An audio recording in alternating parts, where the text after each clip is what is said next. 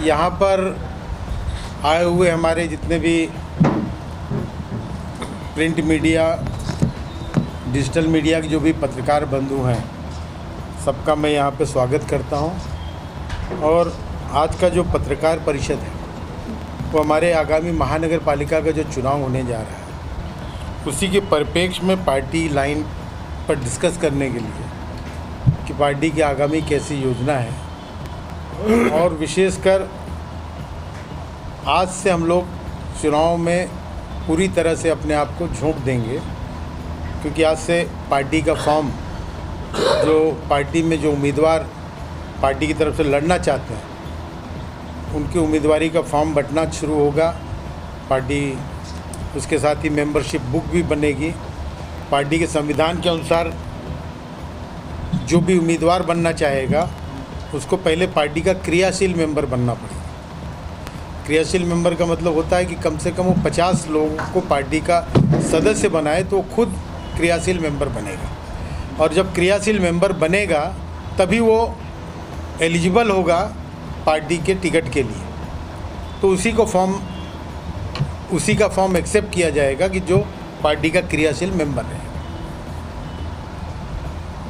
आप सबको आसिम भाई ने पहले भी एक बार यहाँ पे प्रेस कॉन्फ्रेंस लेके बताया था कि चूँकि इस समय संगठन लेवल पर पार्टी के अध्यक्ष की नियुक्ति नहीं हुई है, इसलिए 14 लोगों की एक समन्वय समिति बनाई गई है। लगभग सारे लोग 8 बहुमत में यहाँ पे लोग उपस्थित हैं सारे के सारे, और सब लोग मिलजुल करके इस प्रक्रिया को आगे लेके चलेंगे पूरे चुनाव तक।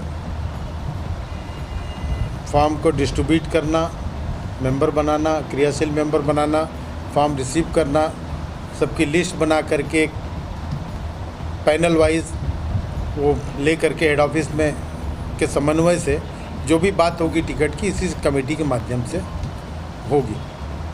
तो ये सब की जानकारी और लोगों को मिले, आप लोगों के माध्यम से पूरे भिवंडी को मिले, इसलिए आज यहाँ पे प्रेस कॉन्फ्रेंस बुलाई गई है। और इसके अलावा यदि आपके और भी कुछ सवाल हैं तो फॉर्म बांटने की कंडीशन क्या होगी? आप किस तरह लोगों को फॉर्म बांटेंगे? मतलब कैसे लोगों को, कैंडिडेट के साथ उसकी कैटेगरी क्या होगी? मैंने बता दिया कि जो पार्टी का क्रियाशील मेंबर रहेगा उसी का फॉर्म एक्सेप्ट फॉर्म तो लेके जा सकता है कोई जिसका। कैंडिडेट की बात कर रहा हूँ, कैंडिडेट आप किस तरह चुनेंगे? मतलब किसको फॉर्म देना है, किस बेस? फॉर्म तो जो भी भिवंडी महानगर पालिका के अंतर्गत वोटर है वो कोई भी फॉर्म ले सकता है उस चीज़ का, जो कि चुनाव की एक संहिता होती है जो इलेक्शन कमीशन के ने जो निर्धारित किया है कि उसकी उम्र, बाकी उसकी कोई जो क्रिमिनल रिकॉर्ड ना हो, इस टाइप के जो भी उसके अंतर्गत जो भी जिसमें वो मानक में बैठता है, फॉर्म तो कोई भी ले जा सकता है, लेकिन फॉर्म भर करके वही देगा जो पार्टी का क्रियाशील मेंबर बनेगा। समय सीमा क्या है? ये आज 8 तारीख से 8 दिसंबर 2025 से शुरू होकर के 15 दिसंबर 2025 तक फॉर्म बांटे जाएंगे और फॉर्म रिसीव भी किए जाएंगे। मतलब कितने लोगों का टारगेट है? क्या लगता है? अभी ये तो 90 वार्ड हैं, हम तो चाहेंगे कि 90 के 90 वार्ड में हमारे पास कैंडिडेट मिले। अच्छा, ऐसे लोग जिन लोगों ने आपसे फॉर्म लिया और जो कार्यशील मेंबर जो आपने क्राइटेरिया तय किया है वो भी पूरा किया, लेकिन उसका मार्जी का रिकॉर्ड ये रहा है तो उसने किसी वक्त में समाजवादी पार्टी को धोखा दिया है, बंटखोरी किया है, तो क्या उसको टिकट नहीं? ये तो टिकट देते समय निर्णय उसका होगा, हाईकमान के साथ बैठेंगे तो ये सब चीज़ें देखिए, निश्चित तौर पे ये सब चीज़ें तो देखी जाएंगी। नहीं, अक्सर ऐसा होता है कि समाजवादी के ही कार्यालय में बैठकर यही दावा किया जाता है कि हम बंटखोरों को टिकट नहीं देते, क्योंकि जब फाइनल लिस्ट आती है तो उसमें बहुत सारे ऐसे लोग रहते हैं जिनको माफी नहीं होती। आप बहुत पुराने पत्रकार हैं, भिवंडी महानगर पालिका के इतिहास को पूरी तरह जानते हैं।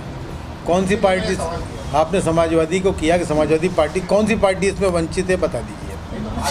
समाजवादी पार्टी के प्रेस कॉन्फ्रेंस में ना, नहीं तो ये सारी, ये तो एक ट्रेंड चल गया है कि सारे 44 पिछला चुनाव में कांग्रेस के बहुमत से ज़्यादा नगर सेवक थे। लेकिन कोई पार्टी ये दावा नहीं करती आप लोगों की तरह कि हम बंडखोरों को टिकट नहीं देंगे। नहीं, हमने ये दावा नहीं किया। समाजवादी पार्टी नहीं, आसिफ भाई ने खुद कहा था आसिफ भाई का स्टेटमेंट रहा है कई मंचों पर। आसिफ भाई से यही सवाल किया था मैं, तो आसिफ भाई ने कहा को था टिकट नहीं देंगे पार्टी को।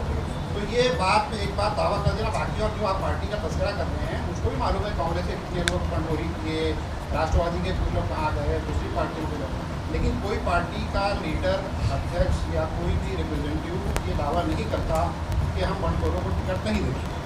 ये दावा सिर्फ और सिर्फ समाजवादी पार्टी के हाईकमान से किया जाता है, और बाद में जब लिस्ट आती है फाइनल तो उसमें बहुत सारे ऐसा नाम रहते हैं। नहीं, देखिए भविष्य में क्या होगा इसका तो मैं नहीं बोल सकता, लेकिन आसिम भाई का हमेशा से रहा है कि बंडखोरों को ज़्यादा से ज़्यादा दूर रखा जाए तो ठीक है, जिसका इस तरीके का इतिहास रहा है, और अब की बार भी वो निश्चित रूप से उस पर ध्यान दिया जाएगा। सर देखा जाए तो जो पब्लिक में रहते हैं, जो छोटे नेता हैं, समझिए उनके पास पैसा नहीं है लेकिन उनके साथ जन सैलाब है, तो क्या ऐसे लोगों को टिकट मिलेगा? लेके आइए आप, आपके पार्टी आप ही तो चुनेंगे, लेके आइए जन सैलाब। चुनेंगे ना, आप ही पार्टी का। नहीं, उस पर तो हर चीज़ हर पहलू में विचार होगा ऐसा नहीं। अक्सर देखा जाता है तो पैसा भारी पड़ जाता है, लेकिन जन कंडीशन सैलाब क्या रहेगा जिसके सर? साथ कंडीशन क्या रहती है। रहेगा पार्टी का कंडीशन? नहीं, जो पार्टी के प्रति वफादारी रहे, जीतने के बाद पार्टी के साथ वही कंडीशन है। बाकी तो जो कंडीशन चुनाव कमीशन ने तय किया वो कंडीशन तो है सबके ऊपर लागू है। देखा जाए तो आदिवासी के साथ में अदर पार्टी के लोग भी साथ में रखे जाए, उनको आप देखिए मुझे ये लगता है कि इस समय